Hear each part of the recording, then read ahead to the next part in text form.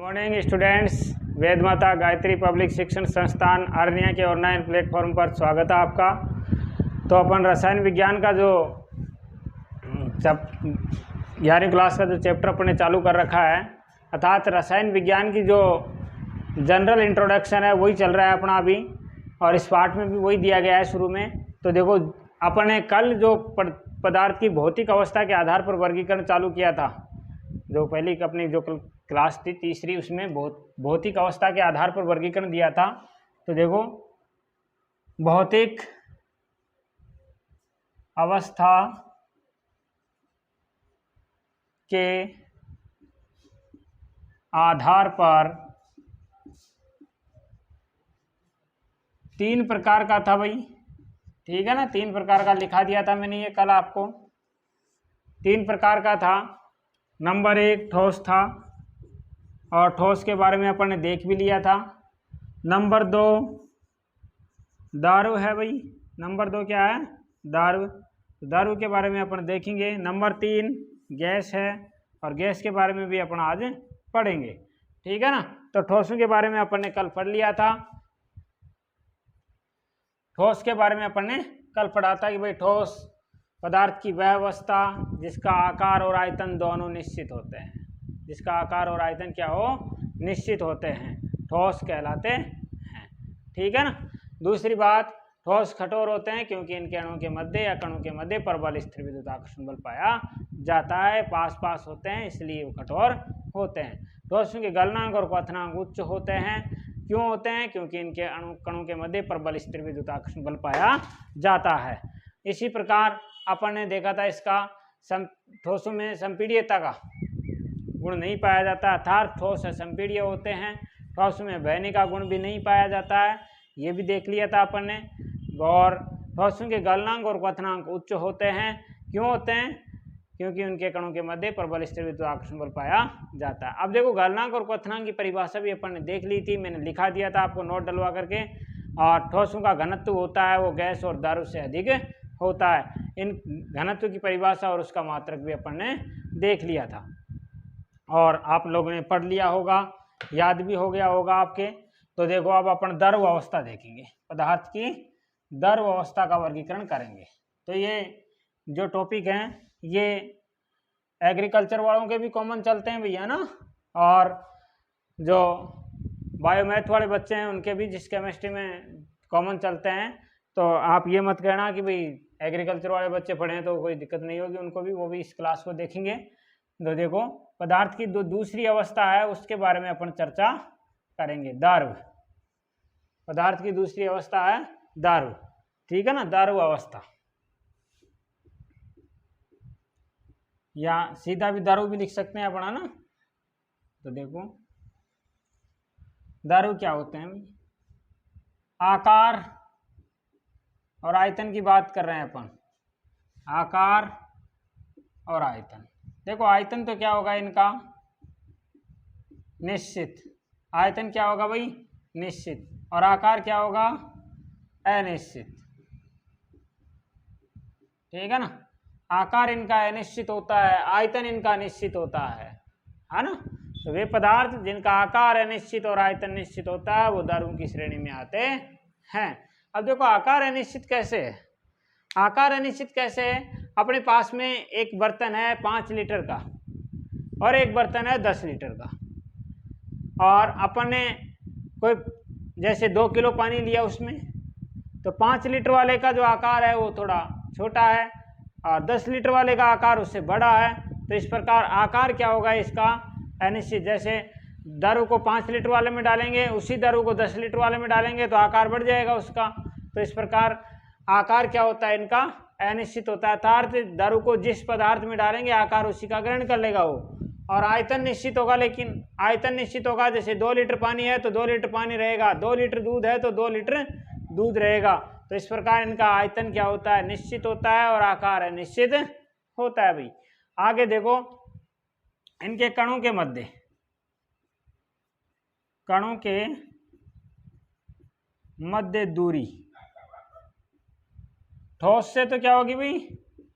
ठोस से कम, वह गैस से अधिक, ठोस से तो कम होगी और गैस से क्या होगी भाई, ज़्यादा होगी।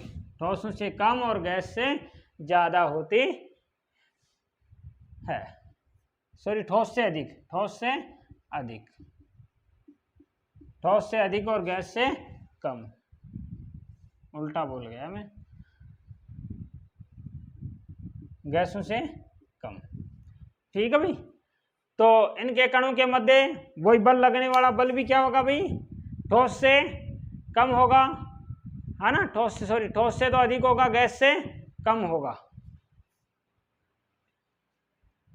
कणों के मध्य लगने वाला जो बल है ठोस से कम होगा, सबसे ज्यादा ठोसों में लगता है और सबसे कम गैसों में लगता है। ठीक है। दूसरी बात, इनके गलनांक क्वथनांक ठोसों से कम होते हैं भाई, गलनांक क्वथनांक ठोस से कम होते हैं, द्रव से गैसों से ज्यादा होते हैं।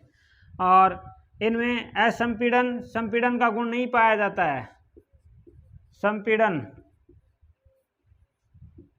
का गुण नहीं पाया जाता है भाई, है ना, संपीड़न का गुण नहीं पाया जाता है। विसरण, विसरण, विसरण का गुण पाया जाता है भाई, विसरित हो सकते हैं, फैल सकते हैं। बहने का गुण, बहने का गुण भी पाया जाता है इनमें। ठीक है ना। और एग्जाम्पल, एग्जाम्पल पानी, शीतल पेय पदार्थ, शीतल पेय पदार्थ, कोल्ड ड्रिंक्स वगैरह ना, एल्कोहल, एल्कोहल। ठीक है। और भी काफ़ी सारे हैं, तेल है अपना, तो काफ़ी सारे हैं, पेट्रोल डीजल वगैरह जो है, तो ये हैं दारू होते हैं। तो आप लिखेंगे भाई इसमें। घनत्व, घनत्व की भी चर्चा कर लें। देखो घनत्व, घनत्व ठोस में सबसे ज़्यादा होता है ना, तो ठोस से द्रव में क्या होगा, कम, लेकिन गैस से ज़्यादा होगा। घनत्व ठोस से तो कम होगा और गैसों से अधिक होगा। तो लिख लो आप, तो टॉपिक डालेंगे दारू, है ना, नंबर 2, और इसमें लिखेंगे वे पदार्थ जिनका आकार अनिश्चित और आयतन निश्चित होता है,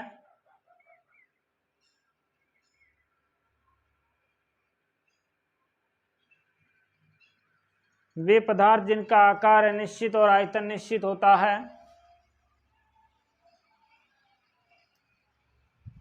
दारू कहलाते हैं, दारू कहलाते हैं। ठीक है। नीचे लिखेंगे इनके कणों के मध्य, इनके कणों के मध्य दूरी, इनके कणों के मध्य दूरी ठोसों से अधिक, इनके कणों के मध्य दूरी ठोसों से अधिक और गैसों से कम होती है, ठोसों से अधिक और गैसों से कम पाई जाती है या होती है। इनके कणों के मध्य दूरी ठोसों से अधिक और गैसों से कम पाई जाती है। ठीक है। नीचे लिखेंगे इनके कणों के मध्य, इनके कणों के मध्य आकर्षण बल, आकर्षण बल ठोसों से कम व गैसों से अधिक होता है, आकर्षण बल ठोसों से कम व गैसों से अधिक होता है।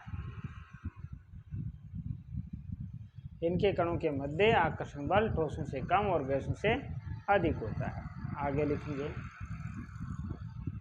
इनमें संपीड़न का गुण, इनमें संपीड़न का गुण नहीं पाया जाता है, इनमें संपीड़न का गुण नहीं पाया जाता है,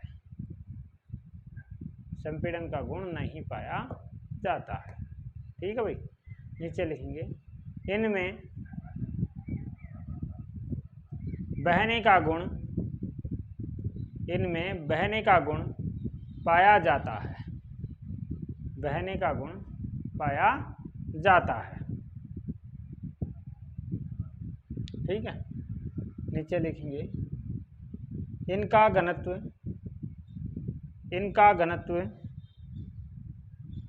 ठोसों से इनका घनत्व ठोसों से कम और गैसों से अधिक होता है। ठोसों से कम और गैसों से अधिक होता है।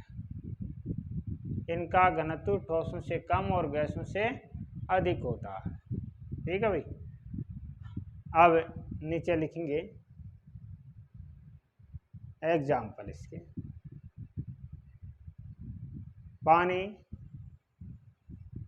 शीतल पेय पदार्थ, अल्कोहल, डीजल, पेट्रोल।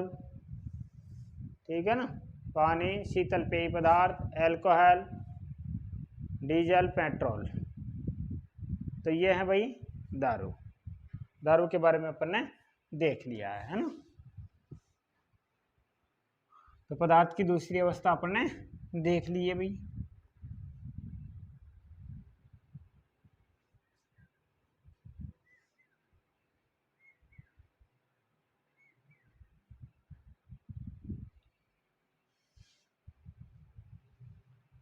अब देखो तीसरी अवस्था क्या भाई?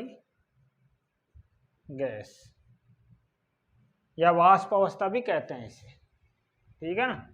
तो देखो ये है, इसमें आकार और आयतन, आकार अनिश्चित,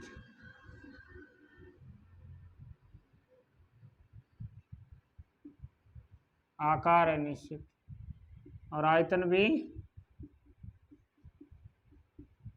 अनिश्चित। दोनों ही क्या होते हैं भाई? अनिश्चित होते हैं। क्यों होते हैं? देखो गैस का आकार जिस पात्र में डालेंगे उसके पूरे गैस पूरे को आवरण को घेर लेगी वो, यानी उसके आकार को पूरे को घेर लेती है।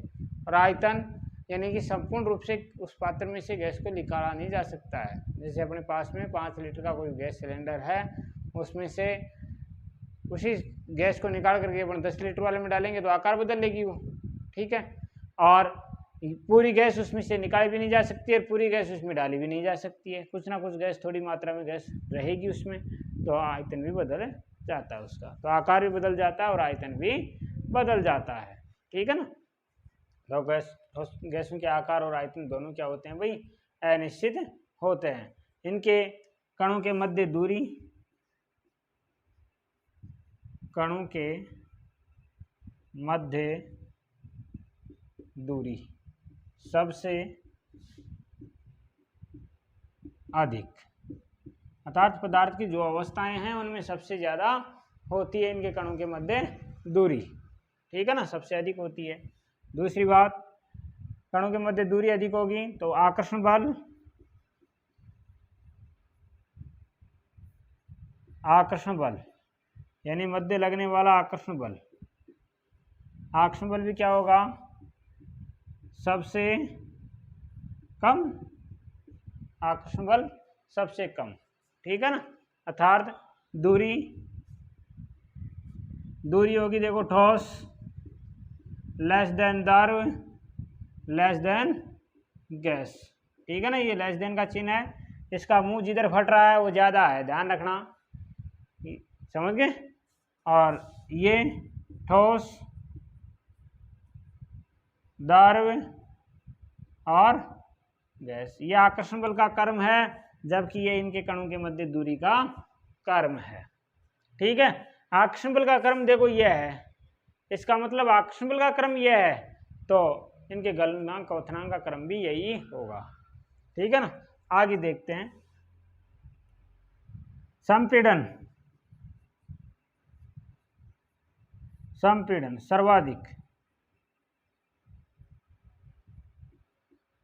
सर्वाधिक पाया जाता है संपीड़न का गुण इसमें, यानी कि दबाने का गुण सर्वाधिक पाया जा सकता है इसमें। गैसों में दबाने का गुण सबसे ज़्यादा पाया जाता है। ठीक है। विसरण, विसरण का गुण भी पाया जाता है भाई इसमें। विसरण का गुण यानी फैलने का गुण पाया जाता है। जैसे फैलती है, एक कमरा है अपना और उसमें एक कमरे के एक कोने में यदि अपन ने अगरबत्ती लगाई है या धूप बत्ती लगाई है तो उसकी स्मेल पूरे कमरे में फैल जाती है। तो वही है विसरण का गुण, ठीक है ना, वही है विसरण का गुण। तो ये होती है भाई घनत्व, चर्चा करेंगे इसकी। घनत्व, घनत्व इनका सबसे कम, सबसे कम, अर्थात घनत्व का भी यही होगा सारा। ठोसों का ठोस ग्रेटर देन द्रव ग्रेटर देन गैस, घनत्व का क्रम भी यही होगा। अब इसके एग्जाम्पल वायुमंडल है अपना, वायुमंडल में उपस्थित विभिन्न गैस हैं, ऑक्सीजन, नाइट्रोजन, है ना, hydrogen, helium, chlorine, fluorine, bromine, सारी ये गैसें ही हैं। तो आप टॉपिक डालेंगे गैस, ठीक है ना, और गैस के बारे में लिखेंगे।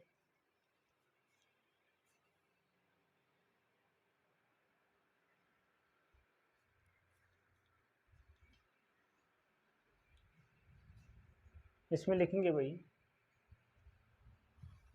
वह पदार्थ जिसका आकार और आयतन दोनों अनिश्चित होते हैं, वह पदार्थ जिसका आकार और आयतन दोनों अनिश्चित होते हैं, वह पदार्थ जिसका आकार और आयतन दोनों अनिश्चित होते हैं गैस कहलाते हैं, गैस कहलाते हैं, ठीक है। नीचे लिखेंगे गैस के अणुओं के मध्य, गैस के अणुओं के मध्य दूरी सबसे अधिक पाई जाती है, गैस के अणुओं के मध्य या कणों के मध्य दूरी सबसे अधिक पाई जाती है, गैस के कणों के मध्य दूरी सबसे अधिक पाई जाती है। आगे लिखेंगे नीचे इसी में, है ना, क्योंकि इनके अणु बहुत दूर दूर, इनके अणु बहुत दूर दूर स्थित होते हैं, क्योंकि इनके अणु बहुत दूर दूर स्थित होते हैं। नीचे की लाइन में लिखेंगे अब इनके अणुओं के मध्य सबसे कम आकर्षण बल, इनके अणुओं के मध्य सबसे कम आकर्षण बल पाया जाता है, इनके अणुओं के मध्य सबसे कम आकर्षण बल पाया जाता है, ठीक है भाई। नीचे लिखेंगे गैसों में संपीड़न का गुण सर्वाधिक पाया जाता है, गैसों में संपीड़न का गुण सर्वाधिक पाया जाता है, संपीड़न का गुण सर्वाधिक पाया जाता है। नीचे लिखेंगे गैसों में विसरण का गुण, गैसों में विसरण का गुण, सॉरी विसरण की गति, विसरण की गति सर्वाधिक पाई जाती है, गैसों में विसरण की गति सर्वाधिक पाई जाती है, विसरण की गति सर्वाधिक पाई जाती है। नीचे लिखेंगे गैसों का घनत्व सबसे कम होता है, गैसों का घनत्व सबसे कम होता है, गैसों का घनत्व सबसे कम होता है, सबसे कम होता है। और नीचे लिखेंगे अब एग्जाम्पल, जैसे O2, H2, CO2, O2, H2, CO2, SO2, Cl2, ठीक है ना, CH4, ये गैसें हैं भैया ना, SO2, SO2 तो लिख दिया ना, तो ये गैसें और भी सारी काफ़ी सारी गैसें हैं, है ना। तो ये अपना भौतिक जो वर्गीकरण था ये अपने कंप्लीट पढ़ लिया है। पहला जो वर्गीकरण था इनका भौतिक वर्गीकरण वो अपने आज पढ़ लिया है भाई पूरा। इसके बाद में अपन अगला पॉइंट देखेंगे, इसमें पदार्थ का रासायनिक गुणों के आधार पर वर्गीकरण, ठीक है ना, रासायनिक गुणों के आधार पर वर्गीकरण देखेंगे भाई, है ना।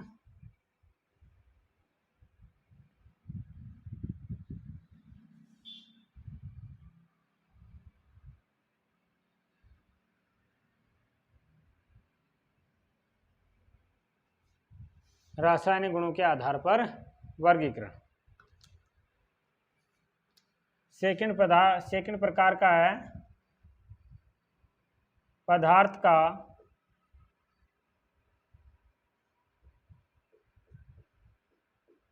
रासायनिक गुणों के आधार पर वर्गीकरण।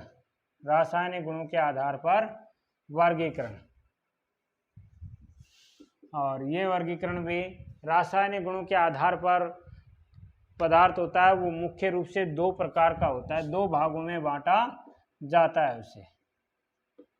ठीक है ना, दो भागों में बांटा जाता है भाई। और नंबर एक है इसमें, नंबर एक है शुद्ध पदार्थ और दूसरा है मिश्रण। नंबर एक क्या है भाई? शुद्ध पदार्थ। नंबर एक शुद्ध पदार्थ और नंबर दो मिश्रण।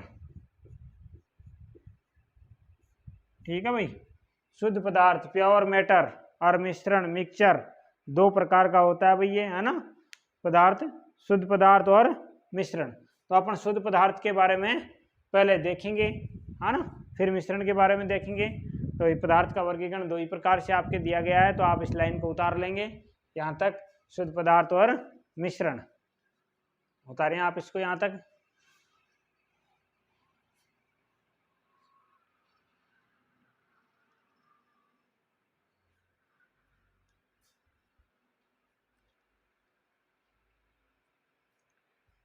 अब लिखेंगे, अब देखेंगे शुद्ध पदार्थ, है ना। शुद्ध पदार्थ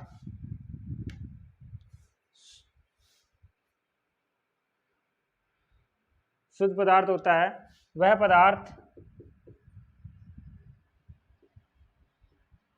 पदार्थ जिसका संगठन क्या हो? निश्चित। जिसका संगठन निश्चित हो। जिसका संगठन क्या हो? निश्चित हो। संगठन निश्चित होता है वो शुद्ध पदार्थ कहलाता है। यानी ऐसा पदार्थ जिसमें अवयवों का संगठन क्या होगा? निश्चित, और जिन्हें भौतिक प्रक्रम द्वारा फर्तक नहीं किया जा सकता है।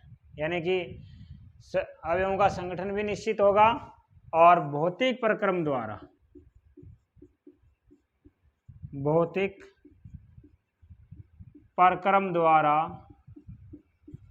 फर्तक नहीं किया जा सकता है, फर्तक नहीं किया जा सकता है भाई। ऐसा पदार्थ जिसमें उपस्थित अवयवों का संगठन निश्चित हो। अवयवों का मतलब जिसमें जिनसे मिलकर बना हुआ है वो पदार्थ, वो इसके अंदर पाए जाने वाले वो कण जिनसे वो मिलकर बना हुआ है वो क्या हो? उनका संगठन क्या हो? निश्चित।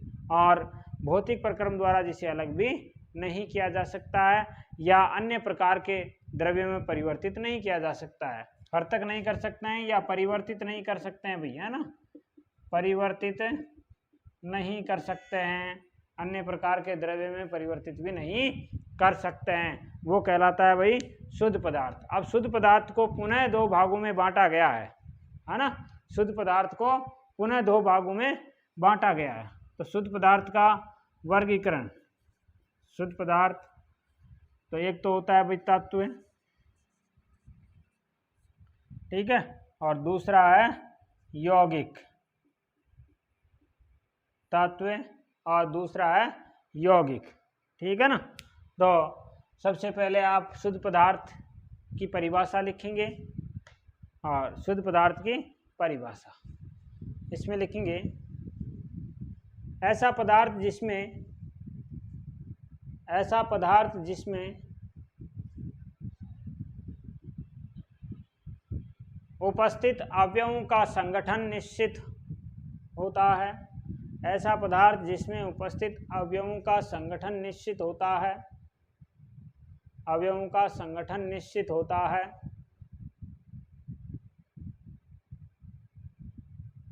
तथा जिन्हें भौतिक प्रक्रम द्वारा तथा जिन्हें भौतिक प्रक्रम द्वारा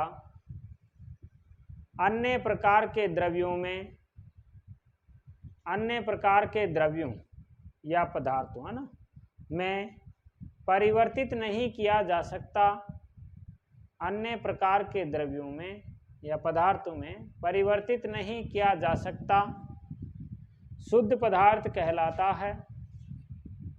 अन्य प्रकार के द्रव्यों में परिवर्तित नहीं किया जा सकता, शुद्ध पदार्थ कहलाता है। ठीक है भाई, शुद्ध पदार्थ कहलाता है। एग्जाम्पल, सोना चांदी, सुक्रोज, ग्लूकोज, ठीक है, आदि। ठीक है ना, एग्जाम्पल लिख लेना, सोना, चांदी, है ना, ग्लूकोज और सुक्रोज। ठीक है ना भाई। अब नीचे लिखना, शुद्ध पदार्थ को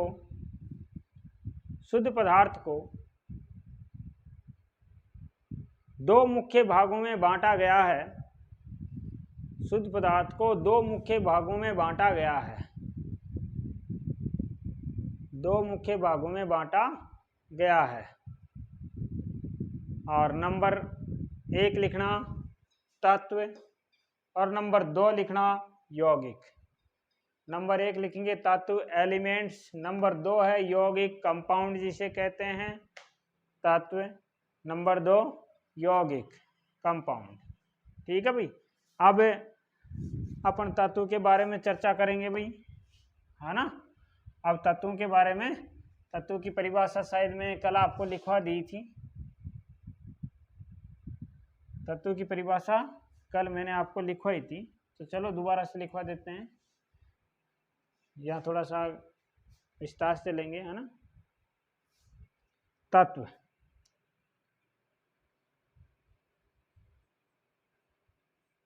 एलिमेंट्स, ठीक है ना। देखो, वह शुद्ध पदार्थ जो केवल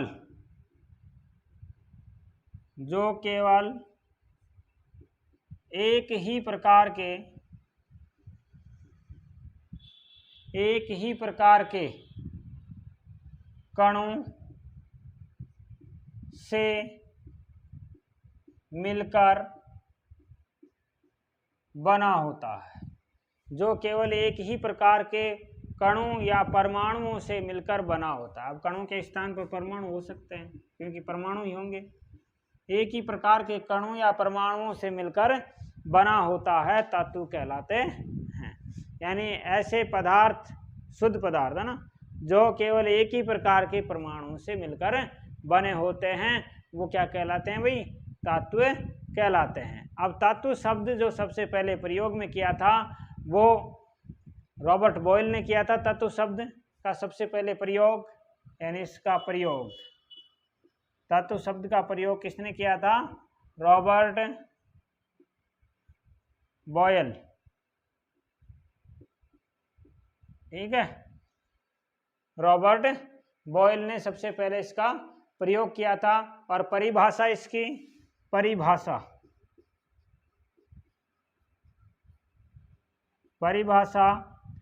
A.L. लवाइजिए ने इसकी परिभाषा दी थी। A.L. लवाइजिए, एंटोनी लॉरेंट लवाइजिए, है ना, पूरा नाम है इसका एंटोनी लॉरेंट लवाइजिए। इसने ही द्रव्यमान संरक्षण का नियम दिया था भाई। एंटोनी लॉरेंट लवाइजिए ने ही द्रव्यमान संरक्षण का नियम दिया था। ठीक है ना। और तत्वों को एक ही प्रकार के परमाणु से मिलकर बने होते हैं, इसलिए इन्हें विभाजित नहीं कर सकते हैं। परमाणु को विभाजित नहीं करेंगे तो इनको विभाजित नहीं कर सकते हैं। तो ये होता है। अब देखो, तत्वों का वर्गीकरण किया गया है, 3 भागों में बांटा गया है। तत्वों को 3 भागों में बांटा गया है। तत्व 3 भागों में बांटा गया है इसे। ठीक है, देखो 3 भाग। एक तो है धातु, दूसरा है अधातु और तीसरा है उपधातु। धातु, अधातु और उपधातु, 3 भागों में इसे बांटा गया है, अर्थात तत्वों को भी वर्गीकृत किया गया है धातु, अधातु और उपधातु में। समझ गए ना? धातु को मेटल कहते हैं, अधातु को नॉन मेटल कहते हैं, उपधातु को सब मेटल कहते हैं। तो देखो धातु इन तीनों में बांटा गया है, तो आप इन दोनों के बारे में भी अपन पढ़ेंगे थोड़ा थोड़ा, क्योंकि आप पढ़ के तो आए हैं इनके बारे में, लेकिन थोड़ा सा और पढ़ेंगे अपन। परिभाषाएं में लिखाऊंगा इनको, इनके बारे में कुछ आपको नई चीजें बताऊंगा। तो पहले आप तत्व टॉपिक डाल लेंगे और इसकी परिभाषा लिखेंगे। तत्व एलिमेंट्स है ना, वह शुद्ध पदार्थ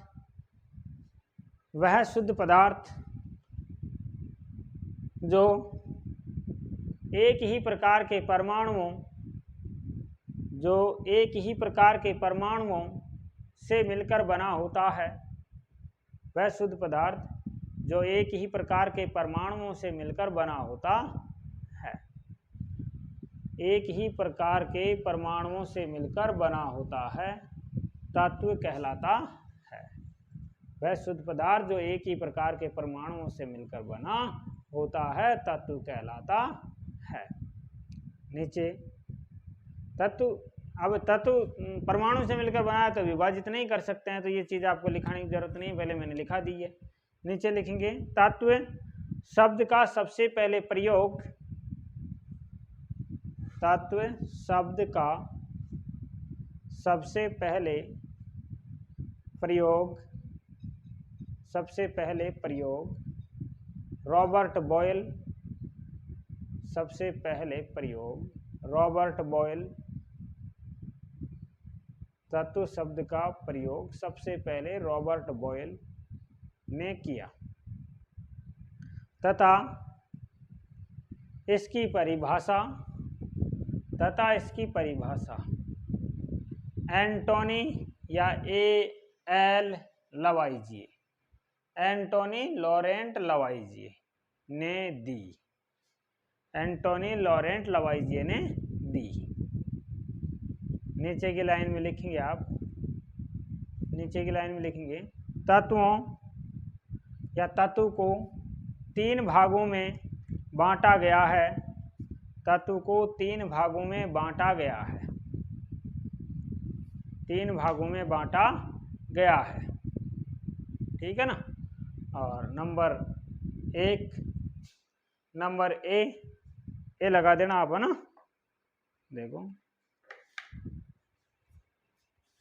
अब इनके बारे में देखेंगे अपन।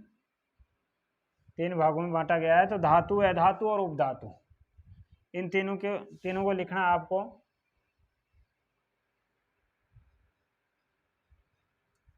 ए, बी और सी, ए बी सी, ठीक है, लिख लो ये धातु, अधातु और उपधातु। और अब इधर देखो, इनके बारे में आप पढ़ के आए हैं थोड़ी थोड़ी, है ना। 8वीं क्लास की बुक में भी चलता है, 9वीं में भी चलता है ना, और 10वीं में भी चलता है थोड़ा, तो सब में पढ़ के आए हैं आप। अब अपन देखेंगे भाई पहले धातु के बारे में।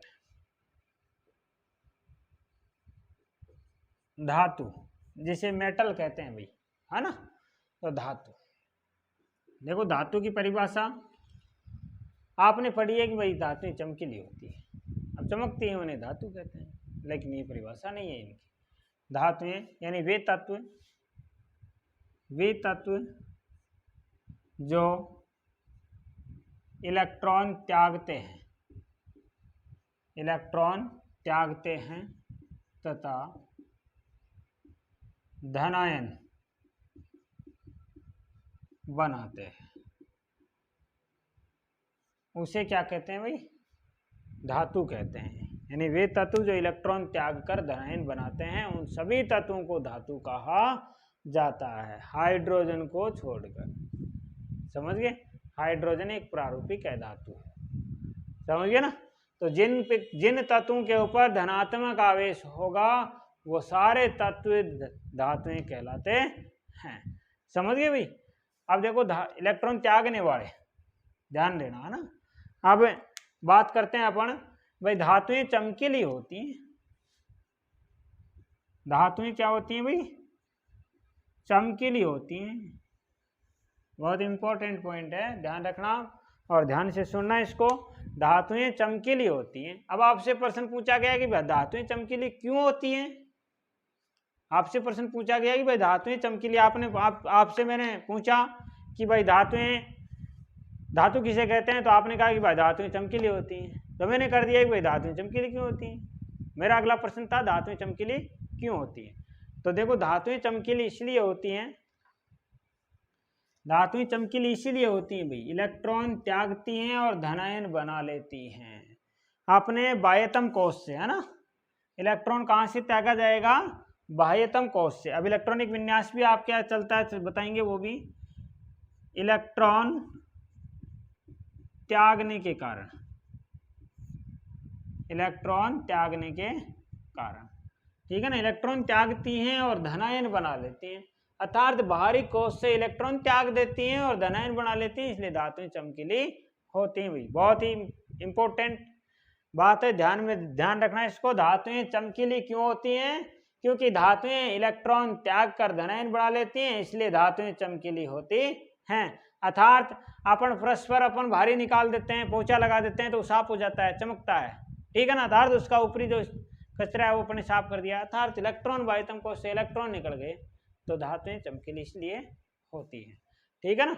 अब अगली बात, ये पॉइंट हो गया। अगला पॉइंट है धातु में आघात वर्धनीय, आघात वर्धनीयता, आघात वर्धनीयता का गुण पाया जाता है। धातु में क्या होता है भाई? आघात वर्धनीयता का गुण पाया जाता है। अब आघात वर्धनीयता का गुण क्या होता है कि भाई धातुओं को पीटने पर, धातुओं को पीटने पर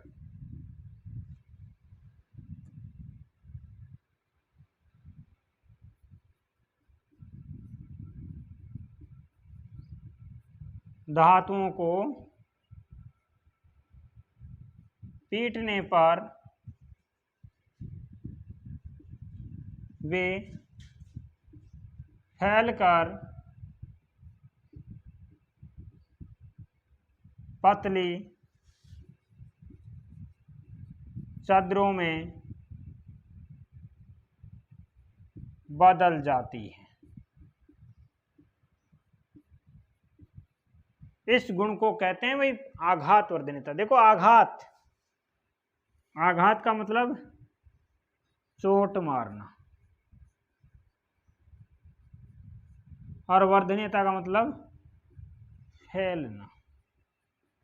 आघात और वर्धनीय दो शब्दों से मिलकर बना है ये शब्द। आघात और वर्धनीय दो शब्दों से मिलकर बना है ये जो शब्द है। तो आघात का मतलब तो होता है भाई चोट मारना, और वर्धनीयता का मतलब होता है फैलना। अगर फैलेगी तो पतली चद्रों के रूप में परिवर्तित किया जा सकता है, अर्थात धातुओं को पतली चद्रों में भी बदला जा सकता है। अगला पॉइंट है धातुएं तन्य होती हैं, अर्थात धातुओं में तन्यता का गुण भी पाया जाता है। तन्यता का मतलब होता है खींचना, तानना ना। तन्यता का शाब्दिक अर्थ होता है खींचना, अर्थात इन्हें महीन तारों में खींचा जा सकता है, महीन तारों में खींचा जा सकता है, खींचा जा सकता है। महीन तारों में भी धातुओं को खींचा जा सकता है। तो धातुओं में खींचने का गुण भी पाया जाता है, जिससे 1 ग्राम सोने से 2 किलोमीटर लंबा तार खींचा जा सकता है। अब आप अंदाजा लगा लीजिए, 1 ग्राम सोना है ना, 1 ग्राम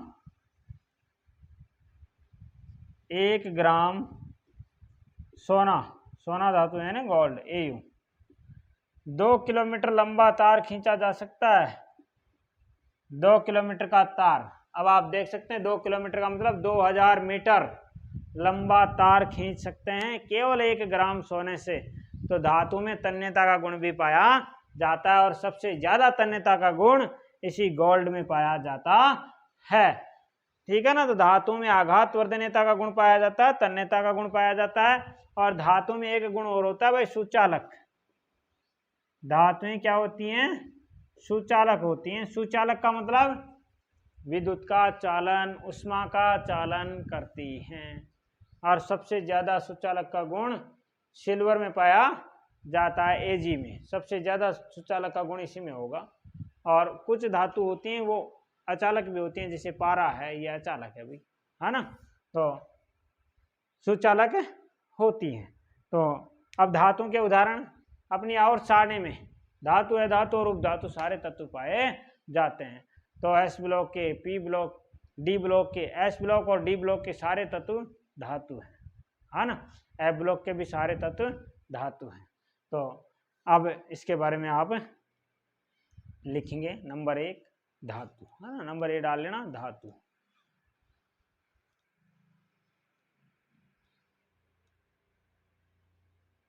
और इसमें लिखना वे तत्व जो इलेक्ट्रॉन त्याग कर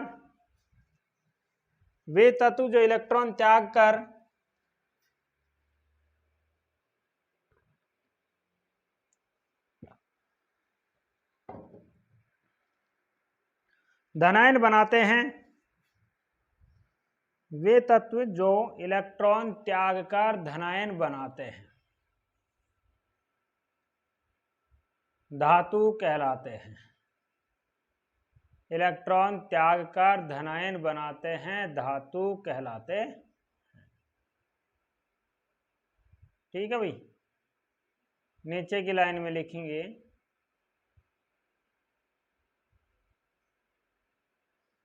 नीचे की लाइन में लिखना धातुएं चमकीली होती हैं।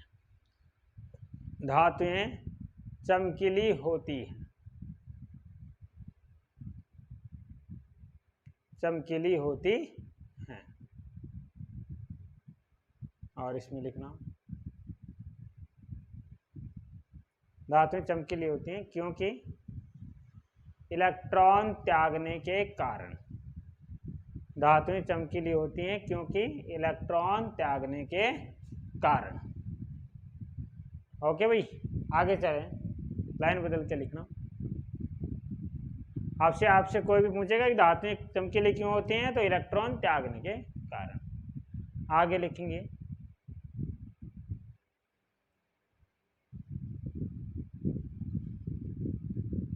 धातुओं में आघात वर्धनीयता और तन्यता।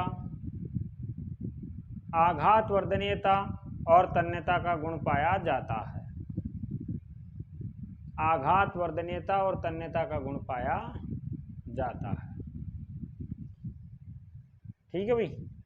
आघात वर्धनीयता और तन्यता का गुण पाया जाता है। नीचे लिखेंगे धातुएं विद्युत की सुचालक होती हैं। धातुएं विद्युत की सुचालक होती हैं। विद्युत की सुचालक होती हैं। ठीक है। एग्जाम्पल लिख लो।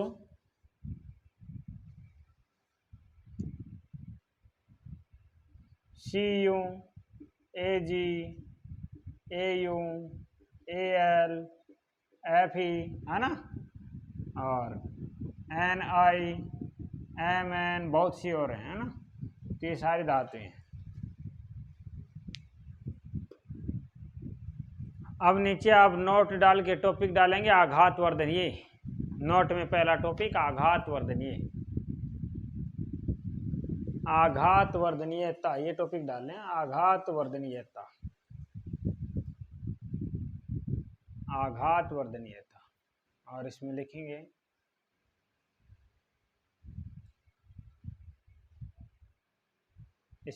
भाई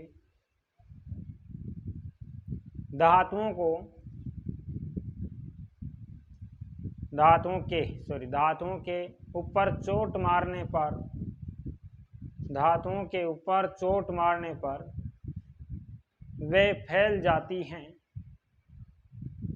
फैल जाती हैं।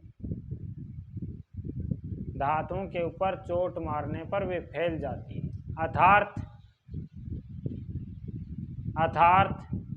धातुओं को या धातुओं पर धातुओं पर चोट मारकर पतली चद्दरों में परिवर्तित किया जा सकता है। पतली चद्दरों में परिवर्तित किया जा सकता है।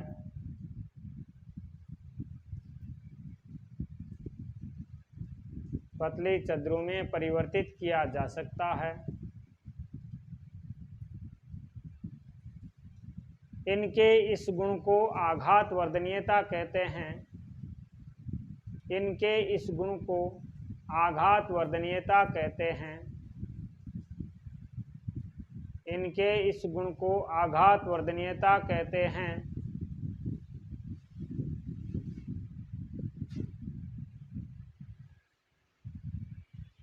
ठीक है। नोट में दूसरा पॉइंट तन्यता। नोट में दूसरा पॉइंट होगा तन्यता। तन्यता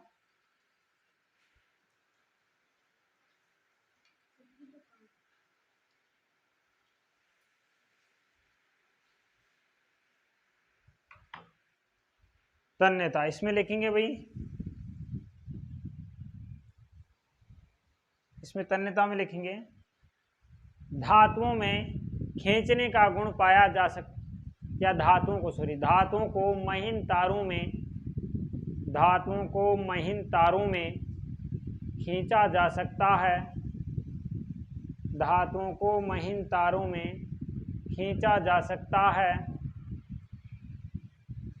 खींचा जा सकता है।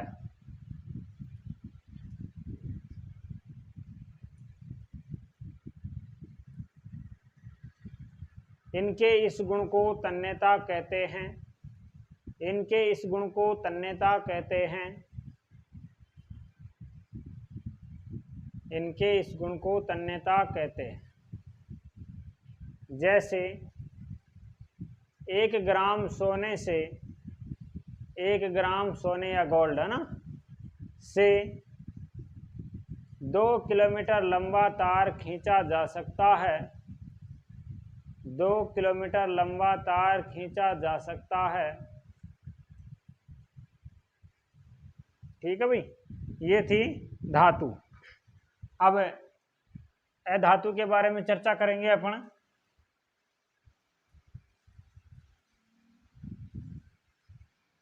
मैं आपको सीधी केमिस्ट्री की रफ्तार में चढ़ा रहा हूँ। आप धीरे धीरे से इन टॉपिकों को आप क्लियर करते जाना, क्योंकि ये आपके चलेंगे, आगे आएंगे, है ना, चलते रहेंगे। आप केमिस्ट्री जहाँ तक पढ़ेंगे धातु आएगी। आपको तत्वों के बगैर चलेगा ही नहीं रसायन। ठीक है ना, तो ये चीज़ें आपको आनी चाहिए। अब दूसरा पॉइंट है अधातु।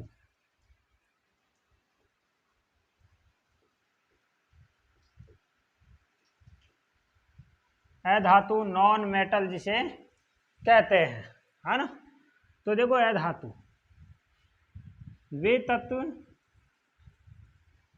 वे तत्व जो इलेक्ट्रॉन ग्रहण करके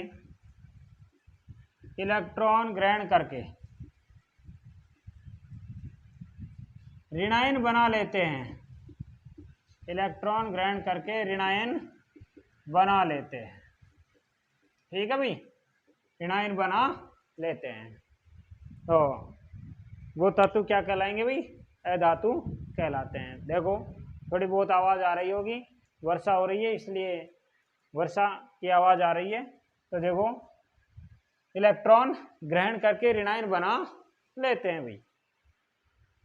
आप इलेक्ट्रॉन ग्रहण करते हैं तो ऋणायन बनेगा, यानी इलेक्ट्रॉन ग्रहण करने वालों पर सब पर ऋणायन होता है। जितने इलेक्ट्रॉन ग्रहण करेगा उस पर उतना ही चार्ज होगा वो। ठीक है, तो नेगेटिव चार्ज होगा। धातुएं मलिन होती हैं भाई, कलर कैसा होगा इनका? मलिन, गंदा साग, है ना, मटमेला साग। तो मलिन क्यों होते हैं? क्योंकि बाहर से इन्होंने अशुद्धि ग्रहण की है ना, इलेक्ट्रॉन ग्रहण किया है, इसलिए कोई सा इलेक्ट्रॉन कैसा कलर लेके आएगा, कोई सा कैसे लेके आएगा, तो इलेक्ट्रॉन ग्रहण करने के कारण ये मलिन होती है। समझ गए, मटमैले रंग की या मलिन होती है। धातुएं विद्युत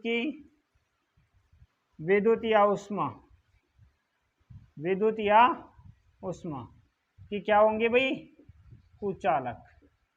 लेकिन अपवाद है इसका एक, ध्यान रखना, ग्रेफाइट सुचालक होगी। ग्रेफाइट क्या होगी, सुचालक होती है ना। अपवाद है, ग्रेफाइट विद्युत का सुचालक होगा। तो आगे भी आएगा ये, है ना। इसमें आघातवर्धनीयता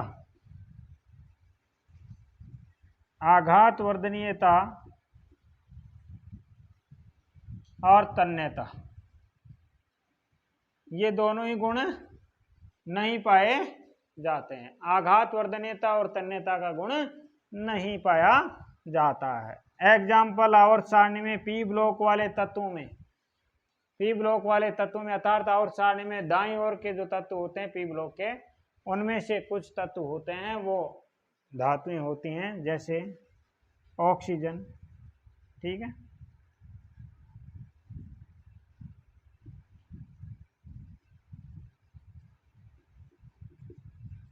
क्लोरीन, ब्रोमीन, आयोडीन, नाइट्रोजन, ठीक है ना। हाइड्रोजन भी प्रारूपिक धातु है भैया ना।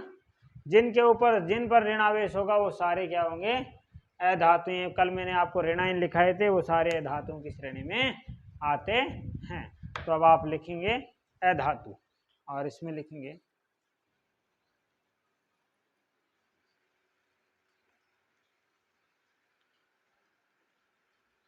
वे तत्व जो इलेक्ट्रॉन ग्रहण करके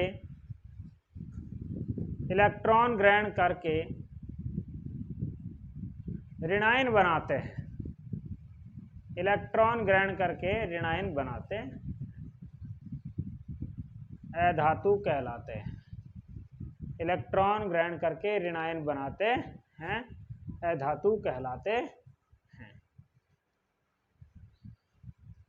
नीचे की लाइन में लिखेंगे, जिसके कारण अधातुएं मलिन रंग की होती है। जिसके कारण अधातुएं मलिन रंग की होती है, ठीक है ना, मलिन रंग की होती है। और नीचे की लाइन में लिखना, ये विद्युत की कुचालक होती है। विद्युत व उष्मा की कुचालक होती है। ये विद्युत व उष्मा की कुचालक होती है, ठीक है। और कोष्टक में लिखना चाहो तो लिख लो, अपवाद, ग्रेफाइट विद्युत का सुचालक होता है, ठीक है ना, ग्रेफाइट विद्युत का सुचालक होता है। अब नीचे लिखेंगे आप, इनमें अर्थात धातुओं में आघातवर्धनीयता और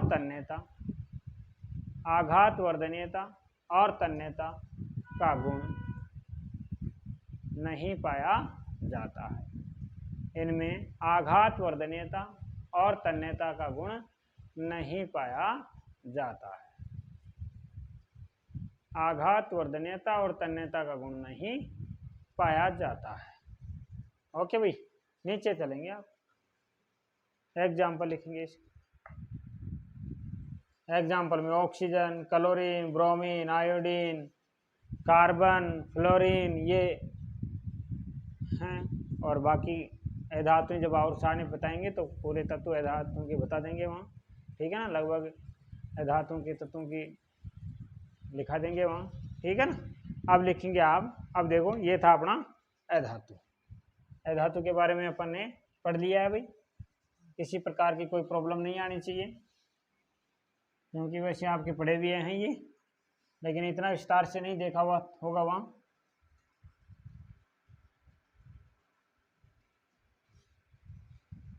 अब है उपधातु। उप धातु, सब मेटल जिसे कहते हैं सब मेटल। तो देखो इनमें धातु और अधातु दोनों के गुण पाए जाते हैं, धातु और अधातु। कुछ गुण धातुओं के होते हैं और कुछ गुण अधातुओं के होते हैं, वो तत्व क्या कहलाते हैं भाई? उपधातु। यानी वे तत्व जिनमें कुछ गुण धातुओं के होंगे और कुछ गुण अधातुओं के होते हैं वो कहलाते हैं उपधातु। ठीक है ना? तो आगे पढ़ने की जरूरत ही नहीं है क्योंकि कुछ गुण धातुओं के और कुछ गुण अधातुओं के। तो और सारणी में कुछ अधातुएं होती हैं, बोरोन, सिलिकॉन, मुख्य रूप से 5 होती हैं भैया ना, सिलिकॉन, आर्सेनिक,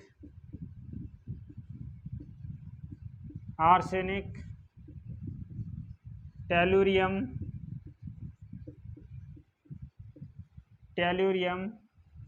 एस्टेटिन। ठीक है ना? मुख्य रूप से तो ये होती है भैया ना। अब जर्मेनियम और उसको और मानते हैं ना, जर्मेनियम को भी इसमें माना जाता है, कुछ पोलोनियम को भी मानते हैं, लेकिन मुख्य रूप से ये 5 होती हैं। बोरोन का प्रतीक बी होता है, सिलिकॉन का प्रतीक SI होता है, आर्सेनिक का प्रतीक AS होता है, टेलुरियम का प्रतीक TE होता है और एस्टेटिन का प्रतीक AT होता है। ठीक है ना? तो देखो इसको ट्रिक्स, इसकी ट्रिक्स होगी भाई, है ना? ट्रिक याद करने की ट्रिक है ना। भोले,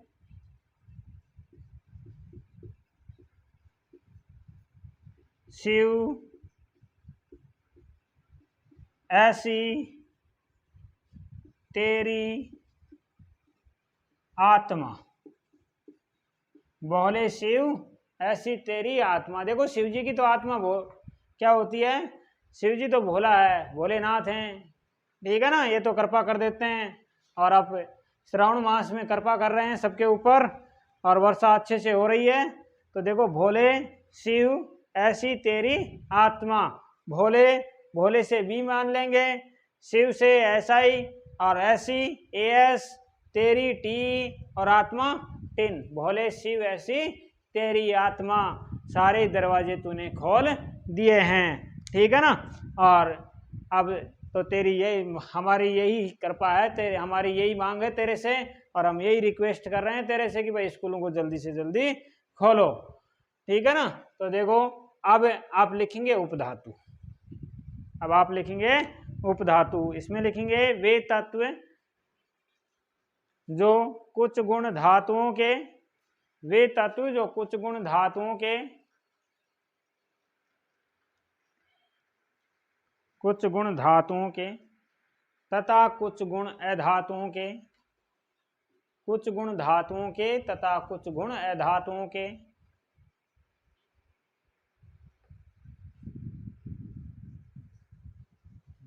वे, सॉरी इसमें लिखना वे तत्व जिनमें कुछ गुण धातुओं के तथा कुछ गुण अधातुओं के पाए जाते हैं।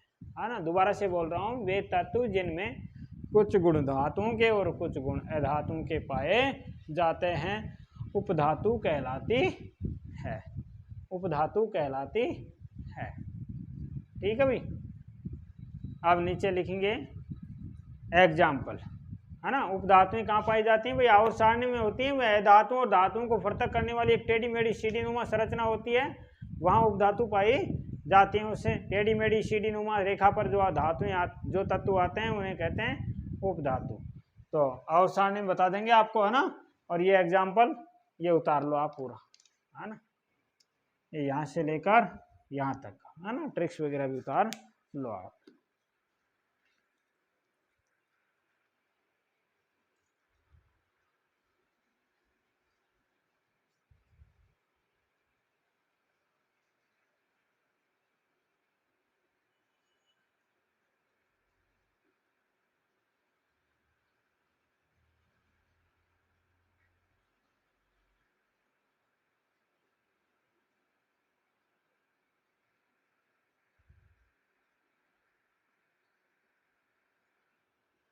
ठीक है भाई, ये आपने उतार लिया भाई। तो अपन ने पढ़ लिया अब तत्व, अपना टॉपिक तत्व कंप्लीट है यहाँ, है ना।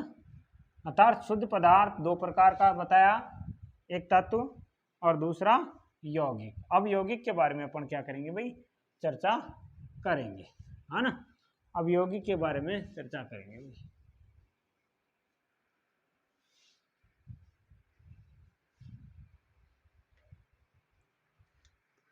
तो देखो दूसरा है यौगिक।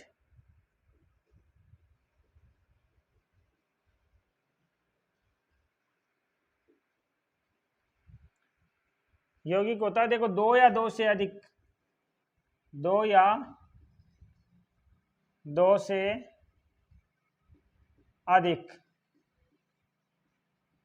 दो या दो से अधिक तत्वों के परमाणुओं का, दो या दो से अधिक तत्वों के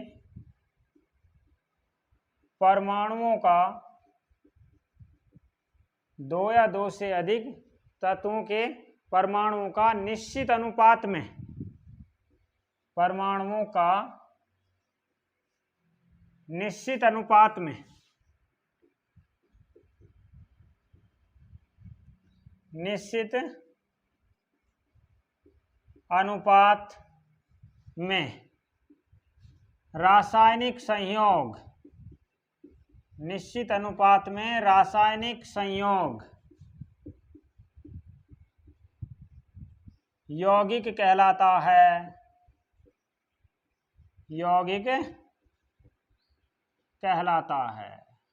ठीक है ना भाई, दो या दो से अधिक तत्वों का निश्चित अनुपात में तत्वों के परमाणुओं का, दो या दो से अधिक तत्वों के परमाणुओं का, दो या दो से अधिक तत्व होंगे और उनके भी परमाणु होंगे, ठीक है ना, उनके भी परमाणु होंगे। दो या दो से अधिक तत्वों के परमाणुओं का निश्चित अनुपात में रासायनिक संयोग क्या कहलाएगा, यौगिक। देखो दो या दो से अधिक तत्व और उनके क्या है, परमाणु, और अनुपात क्या है उनका, निश्चित, और संयोग कैसा होगा, रासायनिक। ठीक है ना, अर्थात दो या दो से अधिक तत्व होंगे और उनके भी क्या होंगे, परमाणु। समझ गए, दो या दो से अधिक तत्व होंगे जैसे हाइड्रोजन और ऑक्सीजन, हाइड्रोजन और ऑक्सीजन। ठीक है, दो तत्व हो गए, एक हाइड्रोजन है और दूसरा है ऑक्सीजन, ये दो तत्व हैं। इसका एक परमाणु ये रहा और इसका एक परमाणु ये रहा।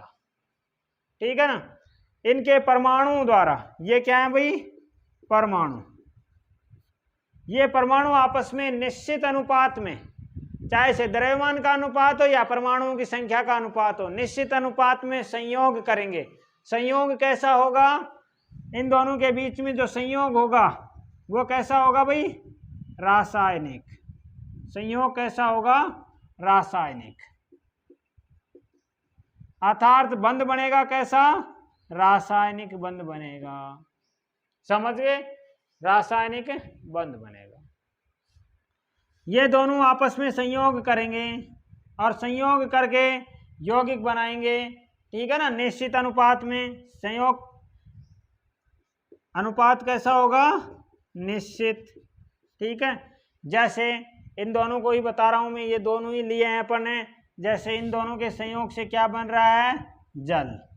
ठीक है, और जल का सूत्र होता है H2O। ये जल का क्या होता है भाई, सूत्र। तो देखो जल के सूत्र में हाइड्रोजन के दो परमाणु हैं और ऑक्सीजन का एक परमाणु। परमाणुओं का अनुपात तो यह है, परमाणुओं का अनुपात, परमाणुओं का अनुपात तो भाई ये है। अब इसकी द्रव्यमानों का अनुपात देखते हैं। हाइड्रोजन का द्रव्यमान, द्रव्यमान, हाइड्रोजन का द्रव्यमान देखो 2, यानी एक का एक होता है तो 2 है परमाणु, तो 2 हो जाएगा। ऑक्सीजन का द्रव्यमान एक परमाणु का 16 है, परमाणु एक ही है इसमें। देखो हाइड्रोजन के 2 परमाणु है, ऑक्सीजन का 1 परमाणु है। हाइड्रोजन के एक परमाणु का द्रव्यमान 1 होता है, इसलिए 2 से गुणा कर देंगे, 2 आ गए, 2 परमाणु है। ऑक्सीजन के एक परमाणु का द्रव्यमान 16 होता है, इसलिए ये आ गया 16। अब देखो इसका सरलतम रूप, 1:8। कहने का मतलब यह है कि भाई जल चाहे इसे कहीं से भी प्राप्त किया गया हो, हाइड्रोजन ऑक्सीजन के परमाणुओं का अनुपात सदैव द्रव्यमानों का अनुपात तो होगा 1:8 और परमाणुओं का अनुपात होगा 2:1। चाहे से जल किसी भी स्रोत से किसी भी विधि से बनाया गया हो, यह निश्चित होगा। हाइड्रोजन का द्रव्यमान का अनुपात 1 होगा, ऑक्सीजन के द्रव्यमान का अनुपात 8 होगा। परमाणु संख्या का अनुपात देखें तो इसका 2 है और इसका 1 है, चाहे से जल किसी भी विधि से बनाया गया हो। तो ये है भाई यौगिक, ठीक है ना। तो यौगिक के बारे में मैंने आपको बताया है। तो लिखेंगे आप यौगिक, टॉपिक डालेंगे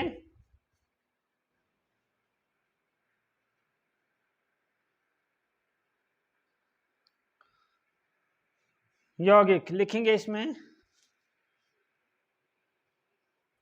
2 या 2 से अधिक, 2 या 2 से अधिक तत्वों के परमाणुओं, 2 या 2 से अधिक तत्वों के परमाणुओं का निश्चित अनुपात में, तत्वों के परमाणुओं का निश्चित अनुपात में, 2 या 2 से अधिक तत्वों के परमाणुओं का निश्चित अनुपात में रासायनिक संयोग, रासायनिक संयोग यौगिक कहलाता है, यौगिक कहलाता है। ठीक है भाई, यौगिक कहलाता है। नीचे लिखेंगे, अब देखो यौगिक कहलाता है ना। एग्जाम्पल थोड़ी देर बाद में लिखवा देता हूं मैं। अब देखो अनुपात निश्चित है, संयोग रासायनिक हो रहा है। अब जल के अणु में से अपन हाइड्रोजन ऑक्सीजन को फर्क नहीं कर सकते हैं भाई, चल तू हाइड्रोजन इधर चल, तू ऑक्सीजन इधर चल, फर्क नहीं कर सकते हैं पकड़ पकड़ करके। तो भौतिक विधियों द्वारा इन्हें फर्क नहीं किया जा सकता है। तो नीचे की लाइन में लिखेंगे आप यौगिक के अवयवों को भौतिक विधियों द्वारा, यौगिक के अवयवों को भौतिक विधियों द्वारा फर्क नहीं कर सकते। यौगिक के अवयवों को भौतिक विधियों द्वारा फर्क नहीं कर सकते हैं। ठीक है भाई, नीचे की लाइन में लिखेंगे। अब देखो, अब जल का निर्माण हो रहा है किससे? हाइड्रोजन से और ऑक्सीजन से। ध्यान से सुनना है ना, बोलूंगा मैं लिखने के लिए तब लिखना। जल का निर्माण हुआ है हाइड्रोजन और ऑक्सीजन से। अब देखो हाइड्रोजन के गुण अलग होंगे, ऑक्सीजन के गुण अलग हैं, क्योंकि हाइड्रोजन देखो गुण देखो इसका, हाइड्रोजन क्या है भाई? हाइड्रोजन एक ज्वलनशील यौगिक है, एक ज्वलनशील गैस। हाइड्रोजन एक ज्वलनशील गैस है, जबकि ऑक्सीजन एक जलाने में सहायक है। ये जलाने में सहायक गैस। देखो ये ज्वलनशील है, जलेगा, ये जलाने में सहायक है। ठीक है, ये जलाने में सहायक है। किसी पदार्थ को जलाएंगे तो ऑक्सीजन की जरूरत पड़ेगी। कल मैंने बताया था आपको, दहन किसी का भी कराना है तो ऑक्सीजन के साथ में विक्रिया करानी है। और जल, ये जल क्या है भाई? आग बुझाने में सहायक, आग बुझाने में सहायक। ठीक है, तो देखो इन दोनों के गुण, इन दोनों के गुण अलग अलग हैं और उसके भी गुण अलग हैं। तो देखो यौगिक में उपस्थित परमाणुओं के, यौगिक में उपस्थित परमाणुओं के जो गुण हैं वो अलग अलग होते हैं भाई, है ना। परमाणु के गुण और यौगिक के गुण धर्म अलग अलग होते हैं, बिल्कुल अलग अलग होते हैं। यौगिक इनके गुण धर्म नहीं दर्शाता है। तो लिखिए आप नीचे की लाइन में, नीचे की लाइन में लिखेंगे यौगिक, यौगिक के गुण धर्म उसके अवयवों के गुणधर्मों से बिल्कुल भिन्न होते हैं। यौगिक के गुणधर्म उसके अवयवों के गुणधर्मों से, यौगिक के गुणधर्म उसके अवयवों के गुणधर्मों से बिल्कुल भिन्न होते हैं। यौगिक के गुणधर्म उसके अवयवों के गुणधर्मों से बिल्कुल भिन्न होते हैं। ठीक है, जैसे जल के निर्माण में जैसे जल के निर्माण में हाइड्रोजन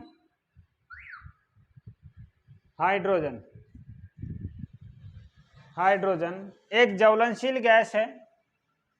हाइड्रोजन एक ज्वलनशील गैस है, जबकि ऑक्सीजन जलाने में सहायक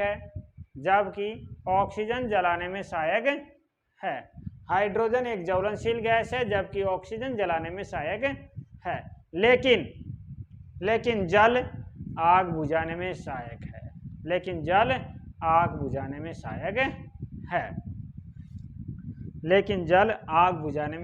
है। ठीक है, अब इसका एग्जाम्पल लिखेंगे। जल के निर्माण में हाइड्रोजन और ऑक्सीजन का अनुपात, हाइड्रोजन और ऑक्सीजन के द्रव्यमानों का अनुपात, 1:8। 1:8। एक किसका है भाई? हाइड्रोजन का है। 8 किसका है? ऑक्सीजन का है। तो 1:8 होता है। चाहे जल किसी भी विधि या स्रोत से प्राप्त किया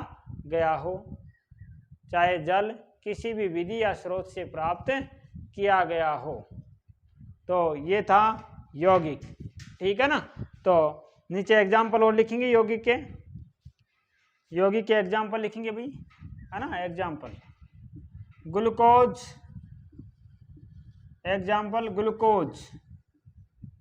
सुक्रोज, अमोनिया,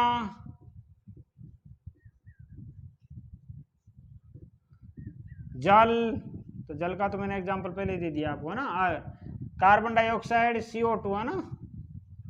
जो भी यौगिक होंगे, और काफी सारे यौगिक कल मैंने रासायनिक सूत्र बताए थे आपको, तो इनमें जो परमाणुओं का जो अनुपात होगा, क्या होगा भाई? निश्चित अनुपात। देखो जल का मैंने एग्जाम्पल लेकर के बताया है ना। इसी प्रकार देखो CO2 का भी बता सकता हूं मैं आपको। CO2 में देखो कार्बन और ऑक्सीजन, कार्बन का परमाणु द्रव्यमान 12 होता है।